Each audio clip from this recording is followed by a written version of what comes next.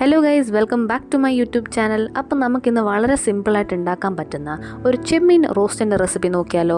അപ്പോൾ ഇത് എൻ്റേതായ ഒരു സ്റ്റൈലിലാണ് ഞാൻ ഉണ്ടാക്കുന്നത്, അതുകൊണ്ട് തന്നെ വലിയ ആർഭാടമൊന്നുമില്ല കേട്ടോ. അപ്പോൾ അതിനായിട്ട് ഞാൻ ഇവിടെ 1/2 കിലോ ചെമ്മീൻ കഴുകി വൃത്തിയാക്കി വെച്ചിട്ടുണ്ട്. അതിലേക്ക് നമ്മുടെ പൊടികളായിട്ടുള്ള മുളക് പൊടി, മല്ലിപ്പൊടി, മഞ്ഞൾപ്പൊടി, ജീരകപ്പൊടി, പിന്നെ ginger garlic paste, salt and pepper, പിന്നെ കുറച്ച് കരിയാപ്പിലയും കുറച്ച് വെളിച്ചെണ്ണയും ഇത്രയും ചേർത്ത് നമുക്ക് 1/2 മണിക്കൂർ ഒന്ന് മാരിനേറ്റ് ചെയ്ത് മാറ്റി വെക്കാം. അപ്പോൾ പൊടികളുടെയൊക്കെ കണക്കും കാര്യങ്ങളും ഞാൻ ഡിസ്ക്രിപ്ഷനിൽ കൊടുത്തിട്ടുണ്ട്, ചെക്ക് ചെയ്താൽ മനസ്സിലാവും. അതിനുശേഷം നമ്മൾക്ക് കുറച്ച് വെളിച്ചെണ്ണ ചൂടാക്കി അതിലോട്ട് നമ്മൾ ഈ മാരിനേറ്റ് ചെയ്ത് വെച്ചിരിക്കുന്ന ചെമ്മീൻ ഓരോന്നായിട്ട് ഫ്രൈ ചെയ്ത് മാറ്റി വെക്കാം. ഫ്രൈ ചെയ്തൊന്ന് കുക്കായി വരുമ്പോഴത്തേനും നമുക്കത് അതേ എണ്ണയിലേക്ക് തന്നെ നമുക്ക് കുറച്ച് മുളക് പൊടിയും മഞ്ഞൾപ്പൊടിയും പിന്നെ കുറച്ച് ഉള്ളിയും കൂടെ ചേർത്ത് നന്നായിട്ടൊന്ന് വഴറ്റിയെടുക്കണം.